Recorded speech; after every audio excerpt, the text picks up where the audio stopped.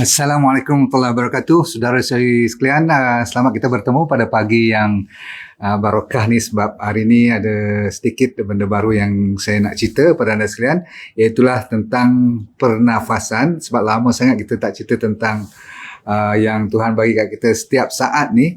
Saya selalu tanya, baik, kita mulakan dulu. Okey, bismillahirrahmanirrahim. Assalamualaikum warahmatullahi wabarakatuh lagi sekali, dan waalaikumsalam bagi mereka yang mengucapkan salam pada saya, dan kita sama-samalah memberi doa lagi sekali kepada mereka yang amat memerlukan untuk kesihatan yang walafiat satu keluarga. Baik, saya selalu menanyakan, kalau kita diminta bayar RM1 satu minit untuk kita bernafas, saya rasa kita dah berhutang dengan Allah SWT berapa million dah, betul tak? Okey, saya rasa banyak lah kan. Itu kalau baru pernafasan. Kalau dia minta satu oksigen, satu lagi tu degupan jantung. Setiap satu degup dia Allah minta cuma 1 sen je. Saya ingat dah lagi bermilion-milion sen dah. Jadi tuan-tuan sekalian, kita harus bersyukur daripada sekarang sampai bila-bila pun. Kalau lupa, kita ingat memperingati. Baik, soalan seterusnya. Siapa tahu, okey, saya kira anda yang ramai dah pandai ni, dah pernah baca atau pernah Google, tengok di Malaysia ni pembunuh utama, kalau statistik kematian tu yang paling tinggi, apa penyebab dia? Cepat. Yang ni mungkin you dah dapat jawapan sebab selalu orang dah sebut. Iaitulah, cepat, apa dia? Jantung. So, penyakit jantung ataupun cardiovascular disease ataupun pendek cerita heart attack lah. Merupakan merupakan yang pertama sekali, top. Okey, dalam dia punya carta. Carta kedua, cepat. Nombor 2, siapa tahu apa dia? Nombor 2, tidak lain tidak bukan, ialah pneumonia ataupun penyakit paru-paru. Jadi sesuailah saya cerita penyakit paru-paru untuk hari ini, sebab dia berada di atas top 5. Penyakit jantung sampai 15% daripada kematian, statistik Kementerian Kesihatan ni. Lepas tu penyakit pneumonia atau penyakit paru-paru, terutama sekali perempuan, lebih masalah pneumonia ni, dia sampai 12% lebih. Lepas tu nombor 3, stroke ada sampai 8%. Tapi nombor 4, lucu juga. Masalah motor vehicle accident. Bukan penyakit, accident. Nombor 4. Yang paling ramai di Malaysia. Barulah datang kanser dan lain-lainnya. So, hari ni antara top 5 kita cerita topik kenapa orang senang kena sesak nafas, ada berbagai. Boleh? Saya cerita sekarang. Ambil nota dan tolong cek sama ada you ada tak ada pun, you kena tengok dan kenal pasti. Sebab kadang-kadang dia tak semestinya datang paru-paru. Baik, kalau paru-paru pun, kita kena tahu daripada konsep upper respiratory tract. Sebab ramai orang kalau cakap paru-paru punya masalah respiratory ni, dia fikir tentang 2 bahagian paru yang besar ni saja. Tapi sebenarnya dari sudut respiratory, maksudnya pernafasan, dia bermula daripada mana? Hidung lagi. You pernah dengar tak budak-budak kecil yang datang kat klinik emergency, tak boleh nafas, rupanya jatuh coklat ataupun tersekat kadang-kadang kat bahagian hidung, kadang-kadang bahagian tekak, tersalah makan dan sebagainya, tersedak kan makanan, kadang-kadang susu jaga baik-baik. Baik, orang dewasa pun kan pernafasan boleh bermula daripada sinus lagi. So, kalau you ada sinusitis atau masalah sesama, bersin, ada laryngitis, maksudnya sakit kerongkong kan, pharyngitis, semua tu daripada peti suara you tu sampai ke atas tu dipanggil upper respiratory tract infection ataupun bermasalah. Situ pun ada isu. Jangan main-main, setengah orang kronik sampai beberapa kali kena pergi operation hidung dan sebagainya. Betul? Ini pun boleh menyebabkan sesak nafas. Tapi selalunya orang lebih fokus kepada lower respiratory tract, bawah ni, daripada leher ni ke bawah. Kan kita ada 2 paru-paru, yang 2 bahagian kiri kanan. Lepas tu kita ada bronchus, lepas tu bronchi, lepas tu alveoli, yang macam biji anggur tu, kecil-kecil tu kan. Kalau berlaku sebarang kerosakan di sana, zaman sekarang pula kita cerita tentang COVID, dia suka masuk terus sampai ke bawah, sampai dah tak ada jalan lagi dah, orang kata jalan mati dah. Jadi alveoli itulah, anggur yang kecil-kecil itulah sebenarnya menjadi tempat dia ronggeng. Dia buat cerita sampaikan ada inflamasi, sampaikan ada mucus, ada yang kan orang kalau kita ada infection, pneumonia, bronchitis, Bronkai itu maksudnya tadi pembuluh kita punya paru-paru tu dia itis tu maksudnya inflame, merah, berair, bengkak, semua dalam tu. Jadi bila berlaku semua ni, kenapa you sesak nafas? Sebab senang je fahaman you. Ini tak usah kita pening kepala. Kita ambil apa dia? Oksigen, kita keluarkan carbon dioxide. Senang faham? Jadi kalau apa-apa yang masuk tu semua clean air, cantik, okay, good. Kita masuk kat dalam tu tidak ada sebarang kerosakan, tidak ada inflamasi, tidak ada cecair ataupun bahan bangkak ataupun benda-benda yang macam infection lah. Kadang-kadang sampai bernanah pun dalam tu kan. So jadi penukaran antara carbon dioxide daripada badan kita nak dikeluarkan senang.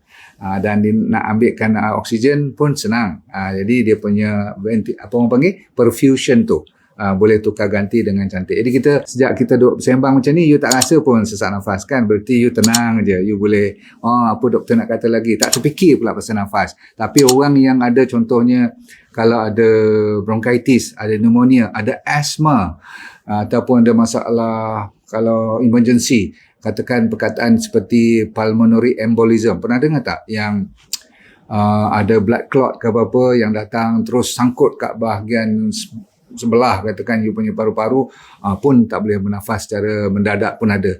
Setengah orang ada masalah alergi, itu pun bermasalah. Tapi ada juga penyakit lain seperti jantung. Kalau you penyakit jantung pun paru-paru you boleh sesak.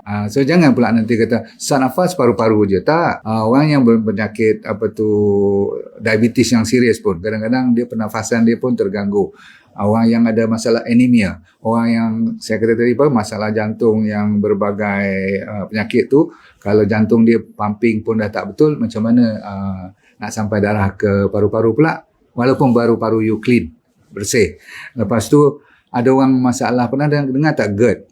Yang ramai kan selalu duk komplain kat saya, doktor tak baik-baik gastrik semua tu, pun boleh sesak nafas tau, jangan main. Orang yang ada masalah gallbladder, orang yang masalah ginjal pun. Apa tu ginjal tu apa maksudnya? Buah pinggang. Ada orang yang masalah liver, itu dah serius lah kan. Of course kalau dia ada masalah kanser dan sebagainya. Ada orang masalah TB. Zaman sekarang TB dah datang balik, jaga baik-baik. Saya tak maulah cerita yang menakutkan sebab kita punya COVID pun belum selesai. Nak cerita pasal benda-benda lama pula. Tapi janganlah pula kita alpa kepada benda-benda yang sedia ada. Sambilan kita diduga dengan benda-benda baru, virus kan yang terkini sampai ada variant semua tu. Jadi tuan-tuan sekalian, alhamdulillah kita dah faham. Satu lagi yang you tak akan boleh teka ialah masalah mental. You nak tahu orang yang panik atau orang yang tengah bergaduh, orang yang tak reti bergaduh, dia tak reti nak handle. You pernah tengok tak orang sesak nafas masa dia bergaduh? Kadang-kadang sampai pingsan pun ada. Pernah berlaku, jangan-jangan ada yang tengah memerhati saya sekarang ni pernah pingsan disebabkan bergaduh. Masalah stres. Orang anxiety, panic attack memanglah. Okey, jadi tuan-tuan sekalian, saya nak teruskan dengan cerita sikit lagi, iaitu apa sebenarnya penyebab utama penyakit ni semua berlaku.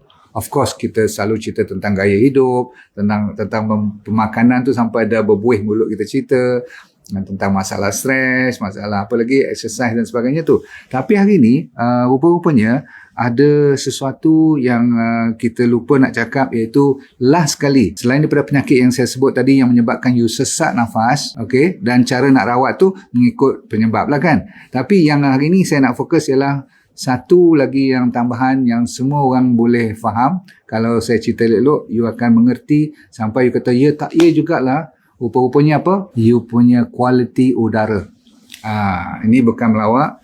Baik, kita habis yang udara kat luar dulu. Bila saya kata kualiti udara, semua orang memikirkan, kalau saya tak bagi tip, tak bagi petua, dia mesti fikir tentang pencemaran luar. Sebab kita yang boleh nampak lah kan. Seperti asap, seperti kenderaan. Daripada mana lagi datang pencemaran ni? Daripada kilang-kilang. Kan, daripada macam-macam lah dunia sekarang ada acid rain pun. Hujan asid sebab terlalu banyak bahan-bahan yang dikeluarkan oleh permodernan ni. Bahkan bangunan pun kadang-kadang ada dia punya aircon dan sebagainya, keluaran dia punya bahan-bahan seperti gas-gas yang dipanggil volatile organic compound. Volatile maksudnya dia boleh terbang, you tak nampak. Saya nak habiskan cerita berkenaan dengan 1/9 daripada kematian tentang air pollution ni di dunia. You bayangkan 1/9 orang mati disebabkan oleh air pollution. Hampir 80% daripada bandar-bandar besar ataupun bandar-bandar yang moden, 80% daripada di dalam bandar tu atau kawasan bandar tu, dia punya udara kualitinya out. Okay. Ada AQI, dia panggil Air Quality Index. Ingat tak, kalau zaman jerebu, kalau datang daripada negara-negara jiran ke apa kan, kita punya AQI tu sampai beribu naik, sampai tak boleh nampak awan pun. Jadi 1/4 daripada penyakit jantung didapati disebabkan oleh pencemaran alam ataupun udara terutama sekali. 34% penyakit stroke ada kaitan dengan pencemaran udara juga. Dan ada satu lagi kajian, dunia ni 6 juta orang setiap tahun meninggal disebabkan oleh udara je. Ini di luar. Dan kalau di dalam indoor pula, maksudnya dalam rumah, dalam bilik, dalam sekolah, restoran ataupun office lah terutama sekali kan, telah berkali-kali ditulis berapa kali ganda pencemaran kalau tadi kat luar macam tu rupa, you dah naik ground, rupanya di dalam bilik kita yang kita tak nampak ni. Ni saya tengah duduk ni di dalam ruang yang tertutup, ada aircon, betul. Ruang ni agak besar, orang tak ramai, okay, fair, tapi nampak bersih. Cuaca sebab ada aircon rasa sejuk, no problem. Tapi sebenarnya antara 2 atau 3 kali ganda lebih teruk daripada luar kat sana. Kalaupun you nampak macam ada sedikit asap ke ni kat Shah Alam ni kan, contoh kalau ada kelang sebelah seksyen 21, kat sini sekurang-kurangnya clear, ada bukit-bukit semua tu, Alhamdulillah boleh lagi nampak matahari naik semua. Tapi kalau kat dalam tempat saya tinggal ni, antara 2 hingga 50 kali ganda, lipat kali ganda pencemarannya kalau dibandingkan dengan luar. Bergantunglah sama ada you cuci ke hari-hari ataupun you vacuum ke atau you buat sesuatu atau mengurangkan masalah supaya tak keluar pencemaran alam. Baik. Saya nak bagi tahu kepada anda sekalian, iaitu di tempat-tempat seperti office yang persekitarannya tidak pernah buka tingkap langsung. Pernah dengar? Office kita yang tak pernah buka tingkap, saya rasa ramai ni. Ataupun rumah sendiri tak buka tingkap.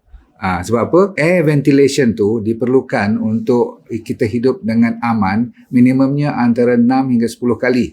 1 jam putaran udara tu mesti lepas masuk keluar tu. Sebab dia nak ganti udara baru dengan udara lama tu keluar, masuk udara baru.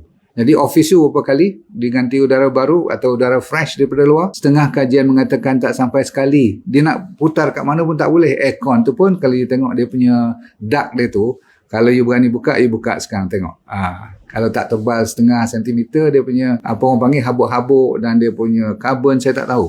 Jadi tuan-tuan sekalian, tak heranlah kenapa orang lebih sakit kadang-kadang duduk dalam office ataupun duduk dalam tempat yang tertutup ataupun dalam kelas ataupun tempat-tempat seperti restoran, semua tu Masya Allah. Mall-mall yang besar-besar nampak cantik tapi semua tu bertutup. Jadi ada satu particulate yang kecil yang kita takut sebenarnya ialah dia panggil PM2.5. Ini saya nak bagi sains sedikit. Sains ni sejak saya baca-baca ni saya pun lebih peka. Selain daripada kita nak belajar benda baru, kita kena make sure you faham particulate 2.5 berarti bahan yang halus kecil daripada 2.5 micrometer. Micrometer ni macam ni lah. Rambut kita antara 50 hingga 70 micrometer saiz rambut kita. Average lah.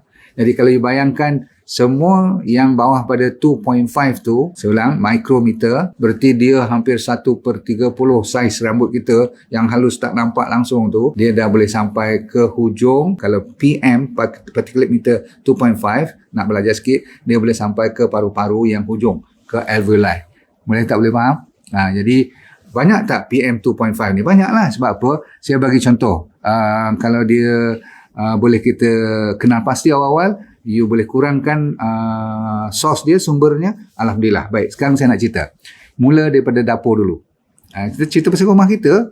Okay, katakan kita baru beli rumah, kita belum berjaya lagi dalam hidup kita, kita baru start rumah kecil, tak apa. Tapi yang penting, tempat you masak tu, dapur tu, stove tu, gas tu pun dah mula dah. Ada setengah orang masih lagi pakai, kalau sistem lama-lama tu, sekarang tak pakai arang lah. Tapi kalau you nak masak yang special-special tu, katakan you pakai arang. Yang tu jaga baik-baik. Carbon dioxide tu, carbon monoxide semua tu yang keluar tu, jaga baik-baik. Okay? Kalau you tak jaga betul-betul, dia boleh naik sampai ke bilik you pun. Hati-hati. Lepas tu saya nak cerita tentang gas tadi saya dah cerita, tapi yang penting ialah habuk. Ataupun bila kita datang mandi pula, tempat mandi lain pada yang kita risau sangat-sangat ialah dipanggil mol. Mol tu apa dia panggil, kulat, adalah antara punca penyakit yang paling kita risau sekali. Okay, you kena hati-hati. Sebab apa? Kalau tak jaga betul-betul, dia akan meningkatkan masalah kanser pun nanti. Sebab mol adalah terkenal dengan masalah inflamasi kepada paru-paru kita. Dia boleh masuk ke dalam. Okay, mol. Nombor 2, dari segi tempat mandi dan sebagainya tu ialah kita punya bau-bauan tu. Yang kita pakai untuk shampoo ke, untuk kita sabun-sabun semua. Sama juga tempat kita basuh kain, sabun pencuci kain tu, cuba you tengok bau dia apa. Bau-bau itulah dipanggil volatile organic compound. Memang tak sedar, lama-kelamaan dia berpenyakit. Kalau pun tak kena paru-paru, tak sesak nafas, dia ada banyak masalah kulit, masalah tak sihat. Okay? Dan kadang-kadang dia heran, kenapa dalam minggu-minggu ni dia pening lebih, rupanya dia terdedah lebih kepada yang you spray untuk cuci lantai tu, untuk mop lantai semua tu, jaga. Okay? Lepas tu kapet you penuh dengan hama, tak apa juga, habuk tak apa juga, kucing punya bulu pun tak apa juga sebab masih lagi besar. Tapi saya lebih risau yang tak nampak tu. Kalau tak percaya kata saya, cuba you ambil kapet yang dah lama, lebih pada 2-3 tahun. Perasan tak? Panas, lepas tu kadang lembab, panas, lembab, kadang-kadang kaki you yang basah dan sebagainya. So, kadang-kadang you pijak tu, itu boleh menyebabkan tambah lagi apa yang dipanggil mol. Mol adalah musuh utama. Seterusnya, budak-budak kecil, cucu you, anak-anak you tu, dia punya structure paru-paru tu masih lagi membesar. Jadi kalau diganggu dengan bahan-bahan toksik ni, dia akan terbantut ketumbesarannya, maka budak-budak ni pun tak akan sihat. Ya. Dan selalunya diorang, kalau siapa-siapa pun termasuk orang dewasa yang dah tua lagi, kena jaga-jaga. Sebab apa? Dia punya masalah nanti diorang akan develop ataupun akan muncul masalah air hunger. Dia akan jadi lapar kepada udara. Kenapa? Sebab paru-parunya mungkin dah menguncup, dah jadi fibrosis, dah susah nak buka tutup, maka dia jadi pernafasannya cetek. Boleh faham? Okey. Baik, kalau macam tu, perfume pun sama. Berhati-hati apa yang you spray rambut, spray ketiak ke mana-mana, jaga baik-baik. Okay? So, habuk, you dah tahu lah kan. Siapa yang isap rokok, tolonglah. Kalau you nak jaga family you, kalau you tak sayang diri you, tak apa. Tapi jagalah diri family you, sebab smoking is one of the main cause, masalah utama sebenarnya. Saya dah kata tadi ventilation pula. Masalah kita, kalau kita duduk tempat yang macam kondo ke, ataupun tempat-tempat yang tertutup, kalau boleh lain kali nak cari rumah, kalau you nak pindah rumah baru, pastikan ada tempat yang boleh you buka tingkap ataupun boleh udara keluar masuk. Itu wajib. Ya, kalau lain kali lah, kalau sekarang takkanlah nak tukar rumah terus kan. Saya cuma mencadangkan. Dan siapa yang suka tanam pokok, ada setengah-setengah pokok yang bagus dalam rumah yang boleh jadi macam penapis udara kita yang natural. Baik, kita dah habis. Ada satu lagi bahan-bahan yang kita tak nampak pula. Zaman sekarang, bau-bauan semua tu kadang-kadang kita, walaupun tempat kita berbau ataupun ada asap kat luar atau tempat yang toksik lah di kawasan jiran kita ni, katakan ada tempat sampah ke apa, disebabkan kita lama dah duduk kat situ, body kita ni, memory kita ni melazimkan, hidung kita pun macam dah biasa, jadi macam tak busuk pula. Tahu tak maksud saya macam tu? Sama juga bilik kita, walaupun hapak macam mana, tempat tidur, katil kita tak ganti, dia punya cadar semua tu dah dekat 4 bulan, masih lagi berlapuk kat situ. Itu adalah punca utama. Yang you tak baik, you punya asma, tak baik you punya bersin pagi-pagi tu. Faham? Tapi saya nak kata macam mana, kalau you tak mau tukar, apa saya boleh buat? Rupa-rupanya dia menyebabkan benda yang you tak nampak itulah yang kita risau. Virus, bakteria, dan ada lagi mikroorganisma yang kecil-kecil. Zaman sekarang termasuklah, kalau tempat you pergi itu ada orang lain, yang kita risau ialah zaman sekarang COVID, betul tak? Dan telah dibuat beberapa andaian yang kalau kita boleh bersihkan udara, sebab zaman sekarang penyebarnya bukan setakat melalui kita bercakap, bersin, tempuh, peluk kawan. Tak, sekarang you tak payah peluk, tak payah salam-salam, melalui udara saja. Jadi tiba masanya saya cerita untuk diri saya dulu. Apa saya buat pun supaya kalau you suka ke ataupun you tak apa nak dengar lagi ke, tetapi saya tetap nak kena buat untuk diri saya dan family saya dahulu. Sebab apa? Ini yang dimaksudkan kita jaga kita. Kalau tidak nanti siapa lagi nak tolong kita masa kita sakit, betul tak? Dia boleh kesian juga kita. Tapi sebelum kita sakit tu, contohnya penyebab utama last kali hari ni ialah air quality. Maksudnya kualiti udara. Dan hari ni saya nak fokus kepada indoor. Indoor kenapa? Sebab 90% daripada waktu yang kita pakai dalam waktu kita tak tidur pun indoor juga kan. Maksudnya semua sekali lah dalam 24 jam tu hampir 90% daripada waktu kita gunakan adalah indoor.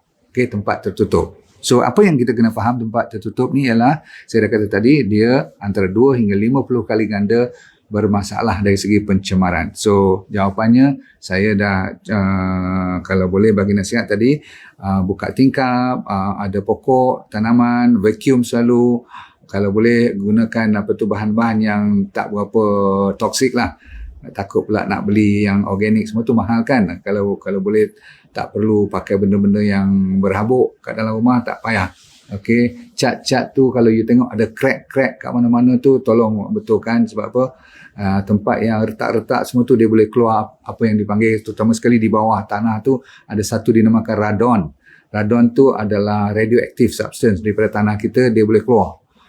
So jaga baik. Habis selain daripada makanan, minuman semua tu kita dah belajar. Hari ni kita nak jaga benda yang kita tinggal jauh, iaitu yang kita ambil setiap saat, yang kita alpa, iaitu air quality control. Dan hari ni saya ingin memperkenalkan satu, dan telah pun dibuat saranan oleh WHO pun, bukan kata saya ke kementerian saja kat Malaysia saja pun dah menceritakan tentang macam mana virus sekarang boleh merebak melalui udara. Maka kalau you nak cari orang panggil penapis udara, kita fokus sekarang, banyak dah you boleh refer pun kan. Ada yang RM100, ada yang RM500, ada yang sampai RM6, RM7, RM10,000 pun ada. Okay. You kena tahu sedikit sebanyak background. Yang penting sekali ialah dia mesti boleh menapis atau menyahkan PM2.5 tadi tu. Okay. Make sure, kalau bukan soal harga sekarang, kalau mesin tu tidak berteknologi yang boleh menyahkan minus 2.5 tu, tak payah, tak payah fikir pun. Dia bagi free pun jangan. Pasal apa? Takut nanti dia sangkut kat dalam mesin you tu, itu jadi sumber pula, keluar jadi mol pula dalam tu. Pernah tengok kan aircon yang you tak berani, kipas-kipas tu cuba tengok, hitam tak hitam lepas 6 bulan tu. Jadi yang saya maksudkan ialah sekarang, make sure ada standard yang minima. Nombor satu. Nombor dua, kita tak mau fokus kepada teknologi, tetapi dia mau tak mau udara yang masuk tu bila dia keluar, dia mestilah at least 99.9% habiskan cerita bakteria, habiskan cerita virus-virus yang biasa-biasa, habiskan cerita mol kan, supaya takat-takat bulu, takat-takat hama, takat-takat bahan-bahan yang bau-bauan tu dia mesti nyahkan dulu. Kalau itu tak boleh, you tak boleh tengok pun tu mesin-mesin macam tu. Okey, nombor 3. Zaman sekarang ialah zaman yang lebih canggih, virus pun lebih canggih. Nampak tu? Okay? Dia sebenarnya lebih halus daripada 2.5 PM tu. Dia lebih halus. Jadi nak buat macam mana? So kita kena cari teknologi yang boleh tangkap juga benda tu. Sampai kalaupun tak 100%, dia mesti kena tangkap at least 99 point something %. Yalah, ni buatan manusia, tak sama dengan Allah punya. Kan Allah selalu bagi hujan terus, hilangkan semua masalah. Masa 1 jam dia turun hujan tu, itu cara Tuhan mencuci awan-awan kita ni. Okay, asap-asap semua tu. Tapi kita kenalah minimumnya. Saya kata apa tadi? Ada cara lain lagi. So teknologi yang advance sekarang ni bukan takat pakai HEPA saja. HEPA, pernah dengar kan? HEPA teknologi itu wajib. Setiap penapis kalau tak ada HEPA, jangan beli pun. Itu orang panggil minimum. Kalau bahasa ringkasnya, highly effective particulate air. Macam tu je. Tapi maksudnya dia boleh dah dia guna pakai untuk nak jaga masalah budak-budak kecil ada asma dan sebagainya, selalu ada masalah respiratory, you dah rasa lega banyak dah. Tapi zaman sekarang saya kata disebabkan masalah-masalah virus ni pandai-pandai sangat, dia ada kena teknologi. So saya nak introduce kat you satu lagi tambahan teknologi yang dipanggil nano. Nano teknologi tu maksudnya dia lebih halus, nama teknologinya canggih lah, tapi saya tak payah nak peningkan kepala you. Dia boleh sampai nak kena isytiharkan yang ada lab test. Yang penting kena ada laporan makmal yang mengatakan dia orang dah test. Jadi mesin tu kalau tak tunjuk makmal macam ni lah saya tunjukkan. Saya siapkan satu buku macam ni khas untuk kalau orang nak tanya apa-apa nanti semua ada. Sebab tu kita tak nak peningkan you tentang teknologi. Tetapi yang wajib tahu ialah minimum dia kena test kurang-kurangnya ada virus H1N1 contoh. Dia kena berani buat. Lepas tu SARS. SARS ni dia adik kepada cita-cita COVID lah. Zaman sekarang orang nak buat COVID pun tak berani lagi kan. Tapi SARS ni maksudnya ada dia punya sepupu dia dan sebagainya. Mesti kena buat. 99.58 dia punya laporan test ni buat. Yang ni bukanlah wajib kalau tak mau buat. Tak kisahlah. Tapi saya nak tengok mesin yang saya pakai kat rumah saya, kat office saya, kalau ada kedai ke apa-apa, saya nak H7N9 virus pun. Maksudnya semua-semua ni mesti dibuat secara profesional dan disahkan. Satu lagi, dia kalau tak ada, you tengok ya, kalau anda nak cari mesin nanti, saya nasihat je. You nak ikut tak ikut soal kedua. CADR. Kopi ni mesti ada CADR. Okay, Clean Air Delivery Rate. Kalau mesin tu jual, you tengok kat belakang atau kat dia punya manual tak ada CADR, you buat keputusan lah, nak belilah kan. Tapi bagi saya, CADR ni important. Yang saya nak introduce kat you ni adalah antara yang terbaik. Yang saya cerita kat you sampai harga 6-7 ribu tu, tapi kita dapat dengan harga yang mampu milik. Maksudnya tak ada you kena fikir sampai memang harga nilai macam tu, tapi kita kan kena cari dan tengok keadaan rakyat Malaysia macam mana. So mampu milik, mampu tak mampu pun kalau tak ada CADR ni, bagi RM100 pun jangan beli. Pasal apa? CADR ni lah internationally recognized yang membuktikan mesin tu memang ada standard dan bukan cakap kosong saja. Dan dia mesti ada PM 2.5 ni berapa persen. Dia tulis. Okay. Macam ni yang saya introduce ni 99%. Dia semua dah kena chop. Formaldehyde yang keluar asap, bau semua tu. Yang salah satu yang toksik tu namanya formaldehyde. Mesti lebih pada 90% dia punya nyah tu. Dan ada lagi lah yang lain tu tak perlu you faham. Yang you kena copy ialah CADR, mestilah diiktiraf berapa cubic meter dia boleh deliver dalam kawasan yang tertutup tu. Kalau tak ada, berarti dia melawak aja. Nombor 2, dia mesti ada test virus yang dia kata boleh virus tu. Bakteria semua besar sikit, tak apa. Yang tu harus senang aja, tak jadi hal. Ni test-test macam tu boleh diselesaikan. Tapi yang susah sekali ialah virus. Okey, bau-bauan semua tu pun masih boleh lagi di-clearkan. Jadi tuan-tuan sekalian, insya-Allah nak membuktikan saya serius untuk membesarkan program DND ni supaya sebelum saya hembus nafas terakhir, minimumnya saya nak cari 10 juta rakyat. Termasuk bukan di Malaysia saja, mungkin di Indonesia tak lama saya akan masuk, Brunei, Singapura, satu Asia dulu supaya mereka dapat pegang ilmu DND dan boleh membetulkan keadaan sendiri secara alami dahulu. Itu dia. Assalamualaikum warahmatullahi wabarakatuh. Saya doakan semoga anda sentiasa hidupnya bahagia di dunia dan akhirat kita syurga. Boleh? So, let go and feel good. Bye. Terima kasih.